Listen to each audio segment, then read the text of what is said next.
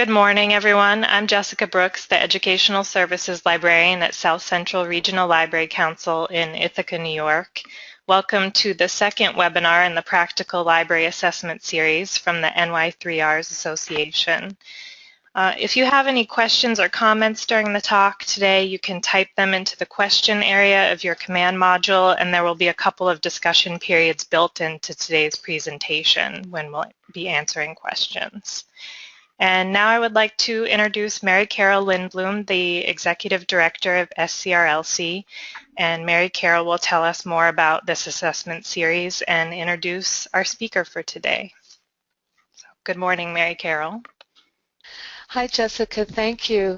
Welcome, everyone. We're excited to bring you the second webinar in the NY3Rs Assessment and Return on Investment webinar series. In the flyer, there is a paragraph of information about the assessment initiative, and for more information and to see the additional webinars that we've planned, please visit www.ny3rs.org. And maybe, Jessica, you could type that into the chat box at some point. And then you can see what we have planned, and there are even more on the way. And so once you get to ny3rs.org, click on the maroon New York State icon, and then you can click on Assessment. And after the webinar today, you will receive a link to the evaluation form and an archived presentation within a few days. And you're also welcome to continue the discussion about assessment on any aspect of assessment, period, in the library forums. And they're located at scrlc.org. So www.scrlc.org, then a / then forum, and those will take you there. And I'm not going to ramble for too long at the moment because you have access to reading all about that initiative on the website.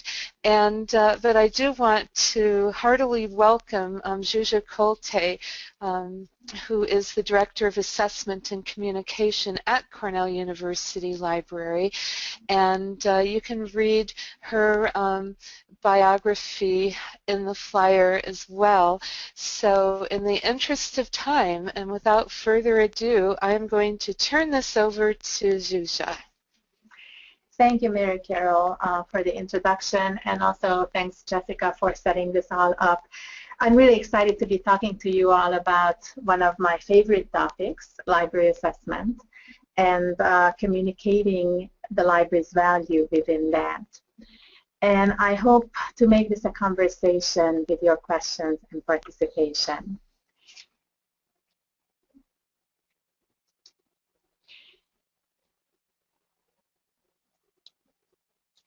So this is how I'm structuring today's webinar.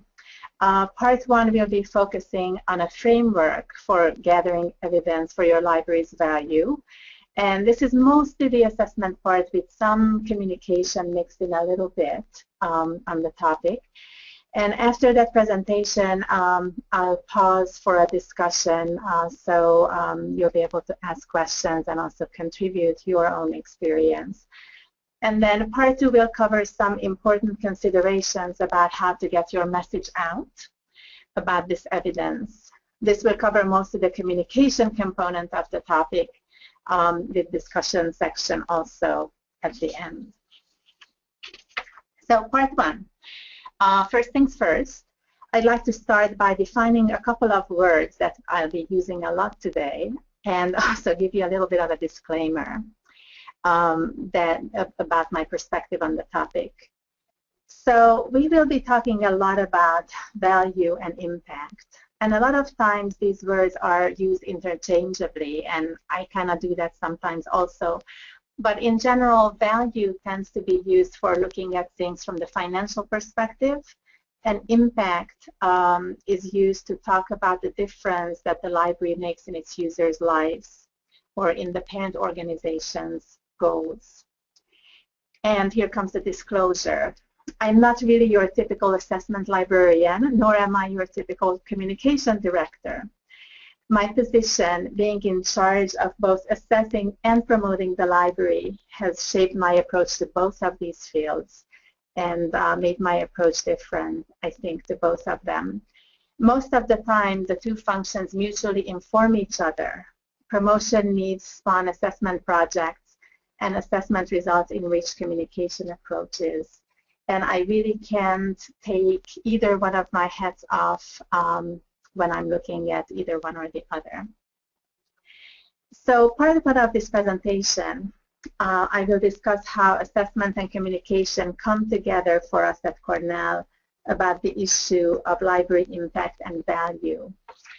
I'll talk about approaches we tried, which ones we abandoned, which ones we're happy with. So I'll have a lot of concrete examples for you to see.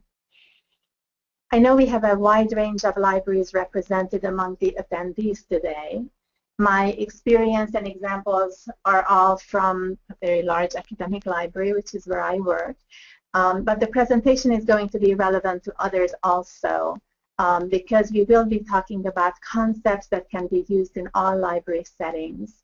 And I hope you will feel free to highlight some of your different approaches at your institutions during the discussion periods. And before going further, I'd also like to acknowledge the amazing work of the very talented and committed staff of my unit. Their work is all over this presentation. So as you certainly know, unquestioned support for the library can't be taken for granted anymore. Our institutions challenge us for evidence about what we contribute to their institutional outcomes. So the phrases demonstrate impact and demonstrate value have become quite popular in our discourse in libraries and more broadly in higher education. There is a problem with these phrases, at least to my mind, and that is that they tend to conjure up the image of one number that we only need to find and point to in order to convince everyone of how important the library is. That there is one irrefutable piece of data in black and white that will solve all our funding problems. The only problem is that that's not how it works. And there's a variety of reasons for that. First of all, impact is not straightforward. Numbers can be interpreted differently. Methodologies can be debated, and environments certainly vary. So let's work through these issues one by one. In response to the need to demonstrate impact, correlation studies have multiplied in the literature during the past several years. These studies investigate whether there is a correlation between markers of library use and student success. There are several that did and several that did not find a correlation. So let's suppose that we complete a correlation study and identify some moderate or even a strong correlation between the two, between library use and student success. So what does that mean?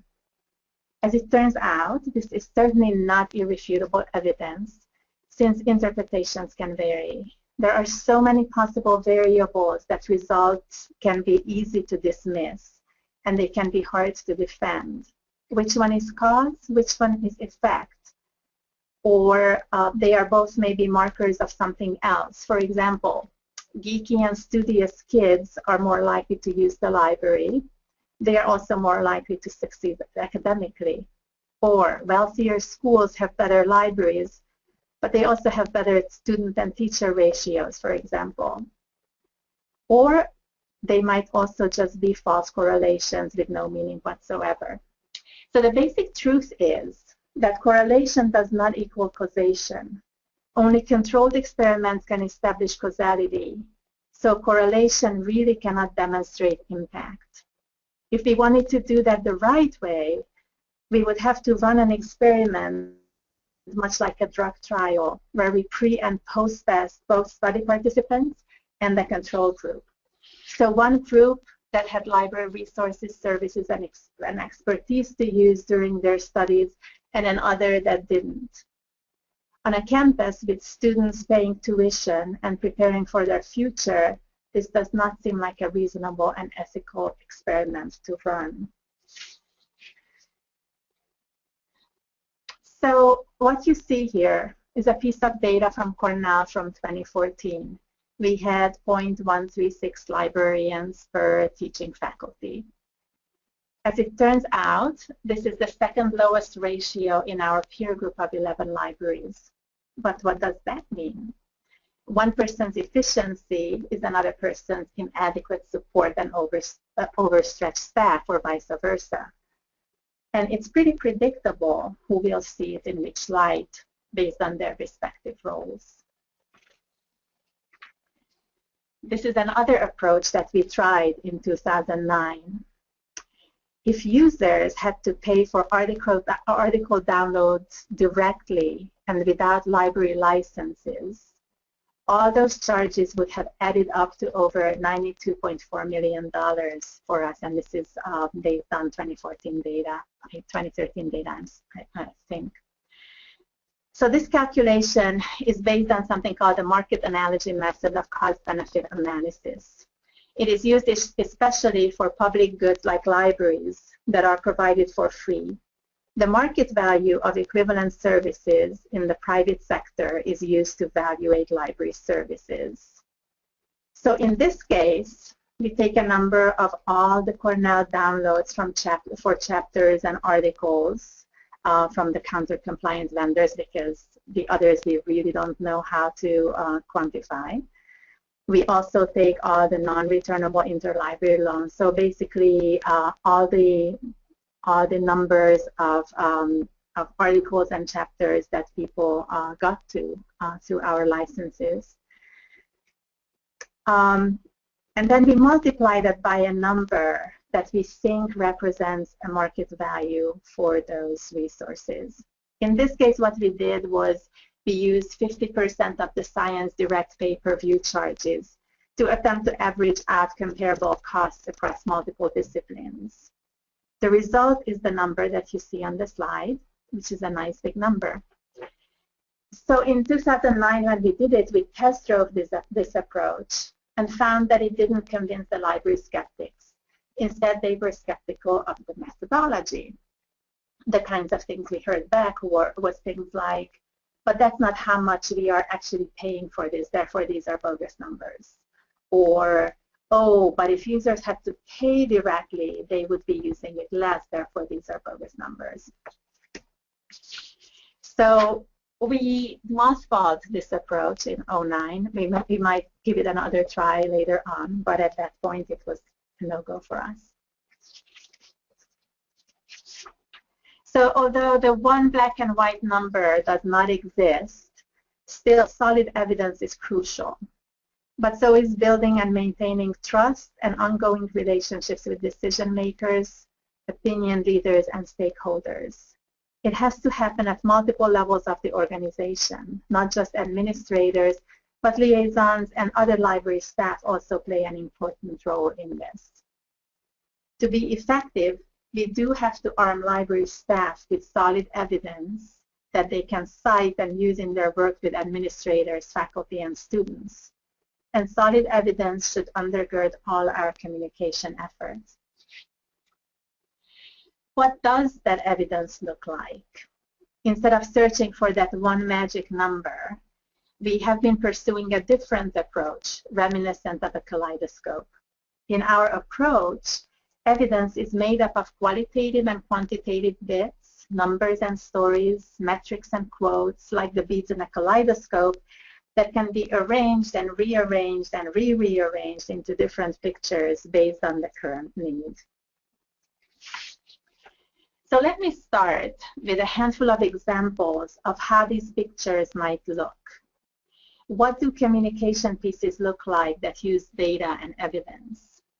This first one is a few years old. It is the library's entry from a book that Cornell put out for freshmen. It is a promotional piece to put the library on the academic horizon of our incoming undergraduate students. A communication piece that we start by quoting a piece of data. 4 out of 5 Cornell seniors said that resources and services, library resources and services contributed to their academic success, efficiency, and ability to conduct research. You might also notice the prominently placed quote from a student. This print piece has been since discontinued at Cornell. Another piece we test drove last year and are currently developing for 2015 is a cross between a letter and a library update to be sent to the colleges to discuss both accomplishments and challenges of specific interest to these particular colleges.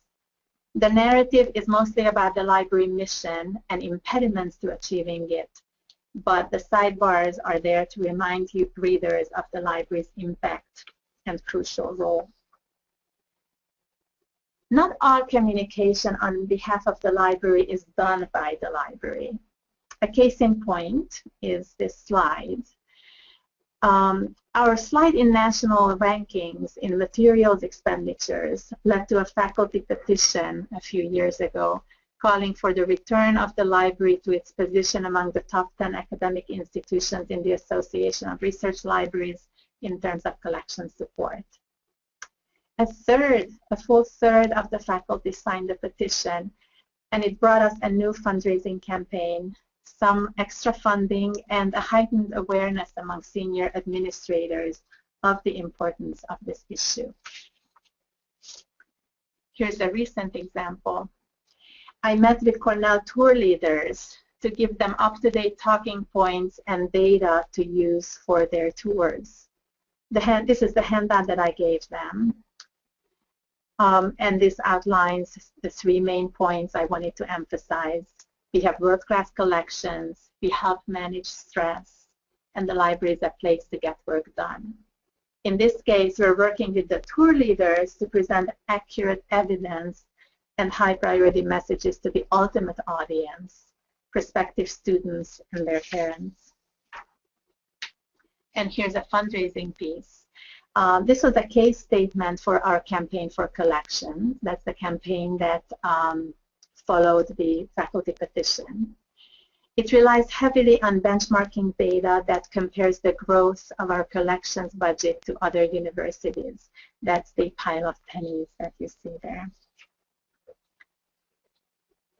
So if those are the composite kaleidoscope pictures, what are the beads? What are the beads that we use to make up these customized composites? What are the data elements we use in different combinations? So let's step through about a dozen or so of them.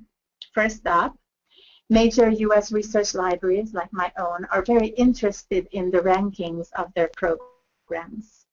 Improving or maintaining the national ranking of programs or schools often undergird departmental, college, and university goals. Showing library rankings has been important for us. Doing it longitudinally to show changes can also be powerful. For example, the last line on this slide, it's easy to counter that the salary rankings, our rankings are so low because cost of living in Ithaca is lower than at the location of some of the other ARL libraries, which is true. But seeing our rankings drop substantially in the space of a few years can provide a different context. In this case, the 2012 rank was 38, and so we dropped 6 places in just 2 years. Benchmarking, or comparing ourselves to comparable universities in terms of funding trends, is an approach we have used both internally and as part of fundraising efforts. This example here is from last year, and it compares us to peer institutions to see how our funding levels compare. And when we take into account institutional characteristics such as number of doctoral subjects and faculty supported. When benchmarking, the first question you encounter is how to pick your peer group. There is no general right or wrong answer other than what is right in your context. Your knowledge of the playing field should guide your decision. You can use a pre-existing group that you are a member of, in this case, IVs plus libraries for us. Or you can also base it on size or other institutional characteristics or shared funding agency, something like that.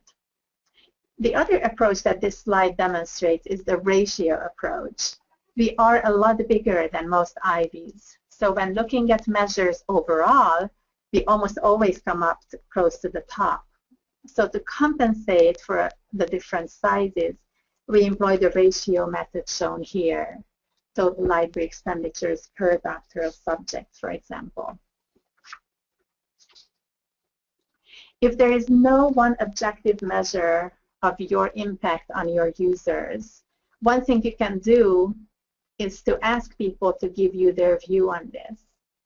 Of course, this is going to be subjective, so this approach does have its limitations, but it can certainly be used as one bead among the many. The first statement here, that 99% of faculty saying the library contributed to their instruction and academic success, comes from our faculty survey that we conducted in 2014. This was an instrument that we designed in-house that probed lots of issues of importance to us and produced lots of actionable results. We were very pleased that an astounding 46% of faculty answered the survey. The 82% figure on this slide comes from the senior survey that Cornell and about 30 other higher education institutions run together. Cornell now runs this survey every other year. Placing library questions on this instrument has some real pluses for us. It takes minimal effort from the library, number one. Also looking at the subjects of the surveys, it cuts down on the number of surveys that get distributed to them and thus on survey fatigue. And it also produces data that's very visible because decision makers pay close attention to them. The result you just saw is based on these questions that we have now asked 3 times on 3 different senior surveys in 2010, 2012, and 2014. And Columbia University, our sister institution, added the same questions in 2014, and they are seeing quite comparable results to ours. This is from a similar and newer initiative. This year, for the first time, we added this question to the Cornell-wide enrolled student survey. This doesn't just go to seniors like the senior survey, but all the enrolled undergraduates. We worked through the COFI consortium, that stands for the Consortium of Financing Higher Education, that administers the survey, and that will result in comparative data from 26 different universities. We haven't seen those yet, but they're coming soon. And these are the results of another similar question that we asked on the faculty survey in 2014 that I already mentioned. Traditional transaction counts have been less appreciated lately, but in a well-balanced set of beads, they can be very powerful as indicators of demand for our services. It is important to balance some of our declining numbers, mostly related to print and physical services, with growing numbers of digital use. For example, we use a not truly valid comparison for putting things into context. If we take physical checkouts and the downloads of our e-resources at 100%, the total of those is 100%, and view this as a measure of collection use, then less than 9% of that use is coming from physical circulation. Here's an important distinction, though. The idea is not to use these numbers to show how busy we are in our jobs, that we're counting beans, but to show our footprint in the community, the demand for our services. If there was no value in us offering online journals, for example, there would not be millions of downloads. It is important to manage impressions on who uses the library and to what extent. Even heavy users of online resources will call themselves non-users of the library because they might not come in physically into our buildings. This slide graphs the demographics of easy proxy logs, representing off-campus use of electronic resources. And it shows a close correlation of use to the headcount of our colleges. Headcounts are what our budget model uses to assign library costs to colleges. So showing that correlation between use and headcount is important to us. Attaching demographics to use figures can be relatively easy to downright impossible, depending on your local situation. Some libraries require those who enter the premises to swipe in, for example, so that creates some very easy to analyze the rich data of your user base. Other things like e-resources used from wireless, for example, have proven not at all doable, at least here at Cornell. Investigating these possibilities can be time-consuming and complex. The geography of use, being able to show the global reach of library-maintained institutional repositories, and therefore the global reach of Cornell scholarship, can be very convincing in this age of internationalization. The screenshot is from a bpress-based repository that we maintain in the library of industrial and labor relations content. And what it maps is only 24 hours worth of downloads. I'm sure we all like to collect nice quotes from happy patrons. A well-placed quote can be very powerful in the right context. This one came from the 2014 faculty survey that I already mentioned multiple times. But not everything can be quantified or graphed or mapped, and that's okay. Using mini stories like this one can solve some problems and fill some gaps of our narrative.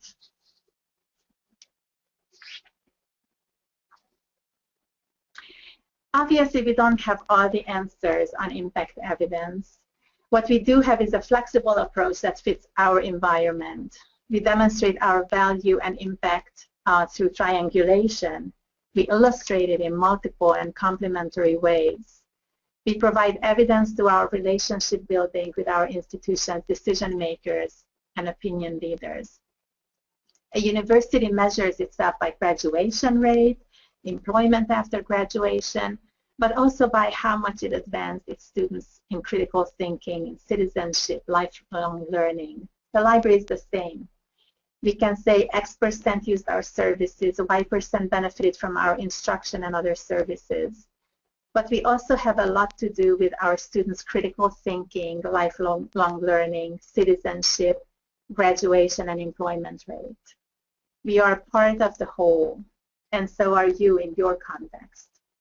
This slide shows the URL to our assessment plan that articulates our approach, both in terms of what we're doing and what we're not doing based on conscious decisions rooted in the nature of our institutional environment. And this is where I will pause for your questions and a discussion before going on to talking about how to get the message out. So if there are any questions, just go ahead and type them into the question area of your command module. Robert asked that we enter the URL in the chat, so I will do that. Okay.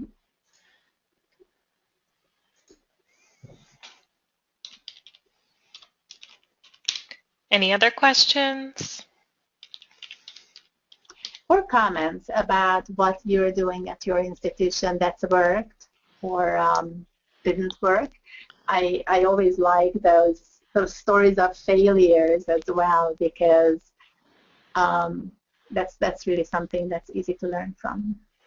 Amanda's asking, is it possible to obtain benchmarking data without paying for it? For example, the ACRL metrics. It kind of depends on what you're interested in. I'm not sure, are you from an academic library? If you are, then there's the NCES data, the National Center for Educational Statistics. They used to collect library data every other year. Now they're switching to every year, but at this point they're also cutting down the number of measures. ACRL is another major source for academic libraries, and I do think you have to pay for that. We tend to use ARL through our ARL membership when it comes to benchmarking. And Susanna would like to know how the demographics map was created. The map of the bpress-based repository, that's actually, that became last year, I think, became a feature of bpress. So it became something that you could incorporate into the homepage of the repository if it was running on that platform. Just kind of an interesting side note, we got really excited about it and we wanted to do it. And it's really interesting to see there. You can see these dots coming up in real time. But we wanted to do it for a particular period, at least 24 hours. So I let it run on my computer, and I tried that multiple times overnight. It kept crashing every night. And then one of my colleagues on her computer managed to capture it. But it's really something that that became almost a topic of conversation among faculty, that, you know, it's just kind of fun to sit there and see the dots come up. And Jay says, we are more limited to what strategies we can pursue at my library because we are part of a state government agency. Any suggestions for that? I'd be interested in hearing what your limitations are. I mean, my limitation in this particular setting is that all my experience really is coming from the academic side. So I'm not terribly familiar with your setting. But I guess what I can say is that, and I'll talk about this more in the second part, and this comes from my shared role between communication and assessment, that I truly view assessment as part of communication in a way. And so it only works if it works for your setting. It only works if it works for your audience. So everything really goes back to knowing your audience and knowing what they care about. We'll talk about that later, more in the second half. Yeah, and Lisa mentioned the ARL rankings that you had mentioned before might be a source for that. Right, so ARL is, I don't know where exactly all of you are from. That's, I think, the 130 or so largest libraries in North America. Most of them academic, with a few large public libraries like New York Public being part of it. And because of our size, that's basically the beginnings of our peer group, at least. So that's what we were paying most attention to. Okay. So we use LibPass for our data gathering and data storage, and that's a product of Counting Opinion, and they're the people who administer the ACRL rankings. And due to our subscription to that service, we do get access to the ACRL data for no additional cost. But I think you have to subscribe to it. Okay, and that answers Lisa's question, I think. And then Susanna would like to know how the faculty by discipline use pie chart was created. That was, okay, so the universe there is the easy proxy logs, which is basically the slice of the use of our U resources that happens from off campus. That's really, we investigated and investigated. That was really the only thing that we could put demographic information to with a reasonable amount of effort. And so that's what that is. It's basically the easy proxy logs that keep track of some personal identifiers. So we could match that up to college affiliation within the library here, and that's how that happened. It's not. We did it last year. For the first time, and I'm not sure how often we're going to be repeating that exercise. Partially because it's really just one, not too huge slice of the overall e-resource use, and also because that was in response to a lot of conversation at that point on campus around the new budget model and the fact that it's based on headcount. So being able to show that that use really correlates to headcount was important at that point. Okay, I think that answers Kathleen's question as well about the methodology used to make the correlation between the size of the school and the use of the collection. And then Kathy has a question, but I think she said we might get to that in part 2 about the primary audience for your communications. Right, whether it's the provost, the board of trustees, or the faculty council. Yeah. Let me go back to the previous question for one more moment. So that was easy proxy log, so that's obviously e-resource use. But another thing that we did was we really dug into the circulation data and tried to look at it both demographically and geographically, so to speak. So we did exercises like, okay, let me pick on one college, let's say the ILR College, Industrial and Labor Relations. If you look at ILR faculty or ILR students and what books they have checked out or how many books they have checked out, what percentage of that comes from which unit library on campus?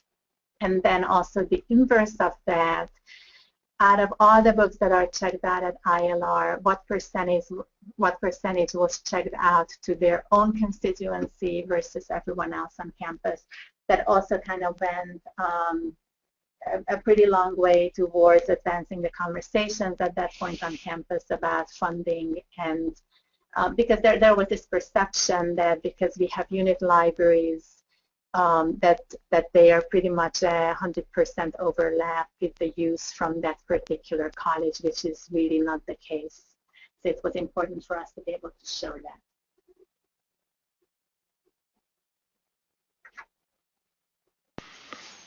Okay, I think that answered most of the questions for this section. Okay, so then let's go on to the communication part about getting the message out. So there's not a one-size-fits-all solution here either. And what we'll do here is talk about how to think about each situation, how to think through each situation to figure out what to tell who and how. So first we're going to start with the audience. This is always the first step to think through who is your audience. To paraphrase Bill Clinton, this is what I keep remembering: it's the audience, stupid. You have to know what instrument to pick up and what piece or what song to play based on knowing your audience. There is no right way to communicate in the abstract, only in relation to your specific audience. And when we talk about audience, it's best to think about it in a very granular way and relating it to your specific needs and specific messages.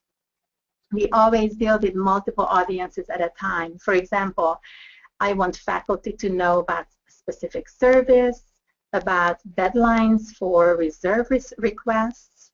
I want students to ask us questions. We want funders to know that we are efficient, that we're impactful. You have to really do those one by one. And this is where I would like to do a quick poll. What I'm interested in is, who do you most want to communicate your library's value to? Who who do you think your primary audience is for library impact and value data?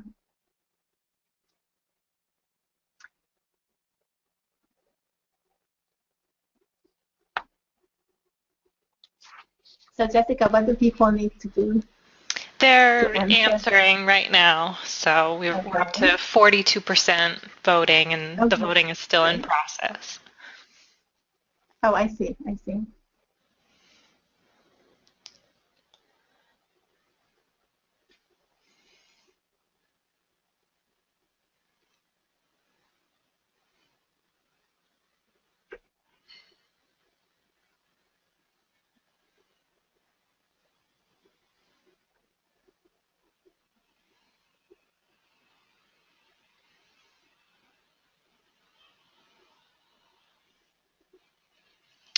Okay, 75% voted, so I'm going to close the poll. Okay. Oh, it looks like a couple more people are still voting. Okay, we're at 79%. So it looks like 39% answered users, 22% non-users, 29% for funders, and then 10% for boards or parent institutions. And nobody said donors, no. potential donors. Interesting. So then it seems like most of you are concerned about communicating with users and funders. Those would be the two top categories. So I'll try to focus some of my examples to those audiences in our context.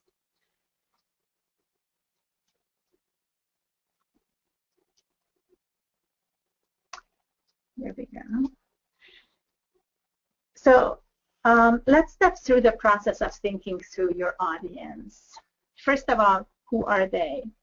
They could be a large group, or they could be just 10 people. They could be one person.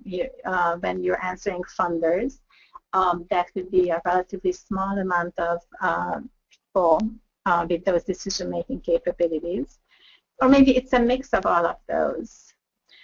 If it's a mix, try to think through them one by one to make sure no one is falling through the cracks, and to find out which groups might be similar to or different from each other. It might seem convenient to mix audiences around a single message, but don't do it, because they're going to care about different things, so you might deliver your message differently. So do you know them well? What is it that they care about? What are their values? What are their current problems? Is it money? Is it impact? Is it trying to get their work done? Is it learning? Is it rankings? What are they trying to accomplish? And then the next one is, how can you and your library help them get there? They are going to care about you if you can help them get to their goals, obviously. Do they listen? If so, to what? Is it stories or is it numbers? Are they intuitive or sensing in MBTI terms? If that, especially if you're talking about decision makers that you might know personally. This makes a difference about what you're starting with. Is it big concepts or is it concrete data? Do they respond to glossy or pre-packaged presentations, or do they like to get their hands dirty with data? So for example, if you're talking about users or non-users, maybe that's a situation for a nice glossy brochure. But if you're talking about funders, then maybe it's all about data.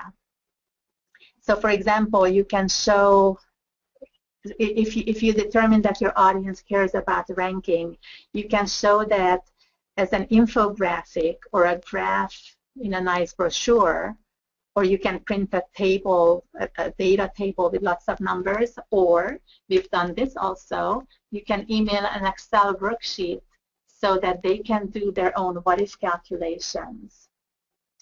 There is no right answer in the abstract, only in relation to your audience. Whose opinion do they value? Who are they trying to keep happy? In the academic environment, for decision makers, it tends to be tenured faculty. Do you have a history with them? This is also thinking through it, maybe with funders in mind. Do you have a history with them? If you do, is it good? Is it bad? Do they trust you? Do they like you? Do they think you cry wolf too often when it comes to funding? I really cannot overemphasize the importance of this step of thinking through your audience characteristics. Almost all the decisions you'll need to make will be based on this step, so it's important to do it justice. How can you get to know your audience if you don't know them all that well yet? Again, ongoing personal relationships might be super helpful, but there are other sources as well. For example, institutional documents such as mission, vision, and value statements, such as strategic goals, annual reports, and so on. If we're talking about funders, maybe decision makers, they might have published articles or talked to the media. You might be able to find the meeting minutes somewhere. And you can also gather your own data through surveys, interviews, observations, networking. And those are the ways that I would think about getting to know my audience, if it's the users or if it's the non-users that you mentioned in your poll. So now we move on to the next step, which is the message. This is where you try to meld together what your audience cares about and what you care about. This is a lot like user-centered design. It's user-centered messaging. It is important that your communications about the library all hang together around the cohesive core, and that's your brand identity.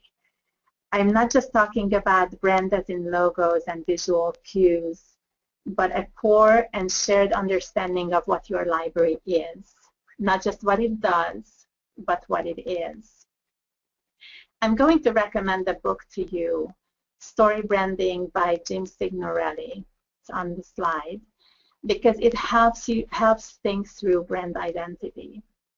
He talks about what a brand does versus what a brand is in terms of plot versus theme, in terms of activity versus identity.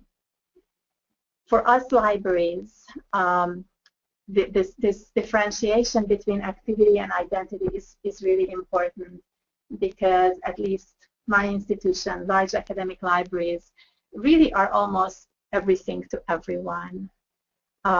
So we do so much. It's so easy to communicate about activities, but it's really not going to hang together unless there's always a reminder there about who we are.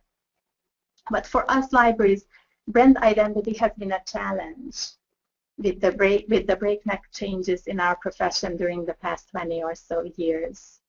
You can measure this by what we practicing librarians think the library is versus what most people think about when they think about library, which tends to be books on shelves. Our challenge is evolving this brand identity in the minds of our communities. And I love Signorelli's approach to this. He cautions that brands need to be authentic and aware of how much change to the brand is realistic. He relates this with a tale about two different brands, one that failed and one that succeeded at evolving their brand identities, and one that did not, and one that did survive that experiment. They're Oldsmobile and Old Spice. Both of them had the same challenge, and they're kind of similar to our challenge. Their challenge was the image that only old people were using their services. So it's kind of an outdated image. So Oldsmobile's reaction to that was the Not Your Father's Oldsmobile ad campaign, which is kind of a clever line, but it's also negative, it's also defensive, and it didn't work. What happens is negative messages can also accentuate what they're designed to negate. So they focus on what they really didn't need to focus on, they shouldn't have focused on. On the other hand, Old Spice did the following. So if the image is that old men use those products, let's not touch the old part, but focus on the masculinity part. So they designed this ad campaign, Smell Like a Man. They accepted and evolved their existing brand identity. So rather than attempting to throw out the old identity, which probably won't work, they embraced it, accepted it, they evolved it. So if our image in our communities or among our funders is books on shelves, the solution is not to insist that it's not all that we are. The solution is to accept it, broaden it, evolve it. Signorelli also talks about brand archetypes to help clarify our thinking about the inner layer of the brand identity and to give us the language and frames of reference to bring out the brand's meaning. One archetype he introduces certainly applies to libraries very well, the source. The source is the all-knowing provider of knowledge, one that champions values such as knowledge, expertise, intelligence, rigor, depth, education.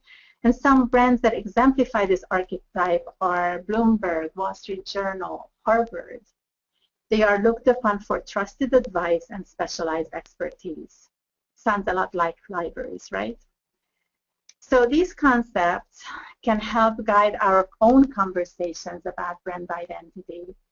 And having a shared understanding of this brand identity can be the gravitational force that pulls even diverse and complex messages into a cohesive whole, pulls the plot into a scene. And here's another book that I'd like to recommend to you. It's called Made to Stick, and it was written by Chip and Dan Heath. It's an easy and inspiring read. It digs into what makes messages memorable. What can be learned from classic storytellers, urban legends, and award-winning advertisements. The authors boiled down the formula of sticky messages to 6 attributes. A message is memorable when it's simple, unexpected, concrete, credible, emotional, and when it tells a story. One quick example to demonstrate their point is the "This is your brain on drugs" ads. Remember this? If you've ever seen it, you probably do. It perfectly demonstrates the Heath brothers' point about sticky messages. Is it simple? Yes. Is it unexpected? Very. Is it concrete? Absolutely. Is it credible? Yes. Is it emotional?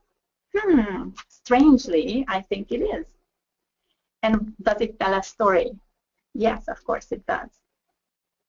An interesting point from the authors, it's a quote, a direct quote, "All creative ads resemble one another, but each loser is uncreative in its own way." So don't be afraid to be creative within the confines of the formula of success that they spell out for us. So now that we have thought through or thought about the audience and different aspects of successful messaging, including the gravitational force of brand identity, it's time to think about the communication channel. How are you going to reach our audience to deliver the message? Once again, this is very specific to your specific situation and target audience. So here are a few possible examples from our experience. There's the media. Chances are your target audience consumes media like most of the rest of us. So if they see your library in the newspaper, hear about the events, your events on the radio, etc., they will remember it. It's not always easy to get into media, and it certainly takes a lot of relationship building, takes a lot of effort, but it can be really worth it. Social media. This is a lot less effort, that's for sure, and it tends to be a good way to engage your audience. So when you're talking about users, because it's an opt-in, social media is opt-in, It's probably going to be easy to engage them through social media, and it won't take too much effort on your part. When you're talking about non-users, media is probably going to work better than that. Email. Email can be really infinitely targeted. The issue is if it's perceived as a spam, like an unsolicited newsletter, for example, the open rate can be very, very low. But personal messages, maybe to funders, of course, do a lot better. There are also things like brochures and giveaways, like bookmarks or branded pens, and so on. So these could work for users, maybe. One thing that we've done here at Cornell and has been really successful is those little screen wipes that can be stuck on the back of your phone and used to wipe your screens. And it's something that can be branded, and it's a nice reminder that's always there on your devices. And these things can also work for donor gifts, for example. People can also be thought of as communication channels. So advocates talking to decision makers on your behalf, for example, or library liaisons getting your message out to faculty come to mind in this particular sense. Events can reach and engage people effectively and position the library as the intellectual center of the community. And again, coming back to our main theme, personal contacts and personal relationships are a crucial part of the mix. And no single channel is foolproof. So using multiples is always the best way to go. And then there are some other considerations. It's always a good idea to pre-test your messages. In the marketing industry, as well as with movies, there are focus groups that react to and help iterate the messaging. For libraries, it's probably going to be less formal. Do you have an advisory group that is similar to your target audience? So in our case, if you're thinking about users, we have a Student Library Advisory Council. If you're thinking about donors, we have a Library Advisory Council. We have, if you're thinking about faculty as the one part of your user population, we have a Faculty Library Board. So you can certainly use them to pre-test your messages, especially if the similarity is there. That's really the key point. So obviously, I'm not going to ask undergrads to react to messages that I would be targeting to faculty or to decision makers or donors. Or do you have a friend or two, again, from within your target audience? It's important not to lead them as they react to your message. You need to be really neutral and curious, so that's more with your assessment hat on and not so much your communication hat on, to hear them out and understand them and to not react. So this is something that we all know from personal experience, but it is important to emphasize people need to hear things multiple times before the message really reaches them, before it becomes part of their thinking. So repetition and redundancy is your friend. And then there's timing. Timing the message can also be crucial. For example, if you're interested in influencing budget decisions, it's important to get your message in at the time they're making the decisions, not after. But if that's the first time they hear from you, that's obviously not good either. So figuring out timing with the over and over and over principle in mind is really important. We've also talked about media, for example, as a channel of communication, and thinking through timing in terms of, are your students, are your faculty on campus when a story breaks, is something that's important to think about. So this was the second part of my presentation, and ready for the second discussion, and welcome your questions and comments. So I think Kathy had a question earlier about what was the primary audience for your communications, whether it was the provost, the board of trustees, or faculty council. So it depends. We communicate with a lot of different groups about a lot of different things. So I don't know which particular one you're asking about. Some of the ones that I showed, they went to different audiences. Let me just see if I can go back real quick. Okay, so this one, the primary audience, I can hear someone talking. That's not a question, okay? So this one, the primary audience was incoming freshmen. This one, and basically anything around funding, the target audience tends to be the deans of the colleges, the business officers of the colleges, the provost, the president. This one was done by the faculty, and I think they presented it to the provost. This particular one, my target audience was really the prospective students and their parents coming to campus, but I was using the tour leaders as my channel to reach them. This one is potential donors, and those were the examples that I showed. Does that answer your question? I think that it did. Earlier, Robert had a comment about the Signorelli book that you had mentioned. He said that they have released Story Branding 2.0, and he says, although arguably it's a scientifically inaccurate story. I have to say, I read that book, I don't know, a few years ago, a few years back, so I haven't gone back to see if there's any more addition. I'd be curious to see what they changed.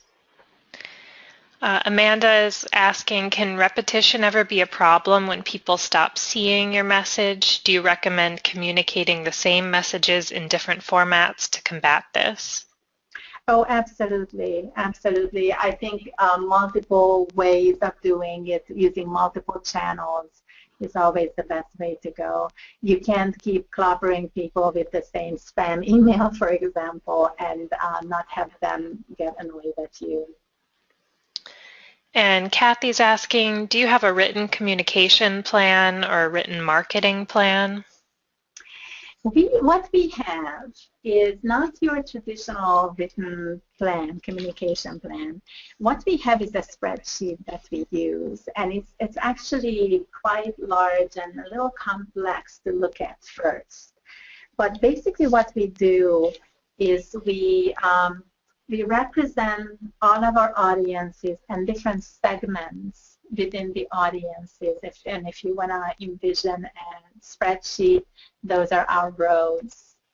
And then the columns are different kind of messages that we send out through different channels. In the more complex version of this, we also have things like timing. So, for example, we have a digital sign in some of the more heavily trafficked library locations. So if you think about that as a channel and the walk-ins as your audience segment, what particular messaging are you going to be doing when? So, this is an obvious example, but during finals week, you're going to be pushing very different messages than during the summer or during the middle of the semester. So that's what we use to think through our reach and to make sure that we're targeting the right messages to the right audience segments at the right time. It's more of a kind of a living, breathing way to keep track of things as opposed to a one time or once a year or once every 3 years kind of communication. Kathy would like to know, does institutional marketing communication dictate and print your brochures, and do you write brochures as part of a team? I'm sorry, can you say the first part of it? Who? The institutional what? If institutional marketing communication dictates and prints your brochures. So we are lucky here at Cornell. We have a little communication unit. We had a writer editor, and we're actually currently doing a search for that position. And we have a designer. And so it's a very small creative group, but it's very creative and it's wonderful. And we tend to do our own. In the past, our institutional center, Cornell Communication, they used to be available on a cost recovery basis to do, say, unit brochures, things like that. But these days, I think they mostly focus on the major institutional messaging for whole of Cornell. So we do our own. Okay, are there any other questions?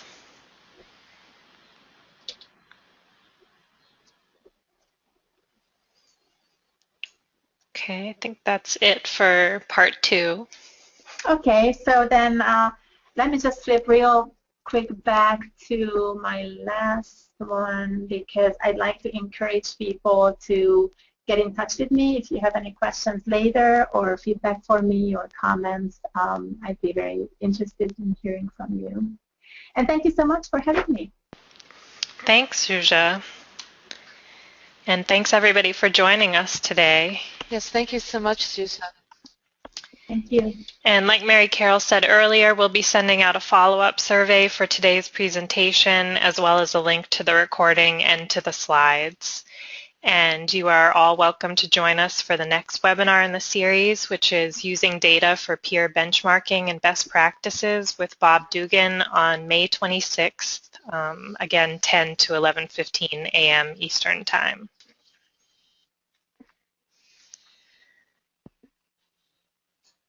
So thank you all for joining us. Have a good day, and I will now end today's webinar. Okay, bye-bye. Bye.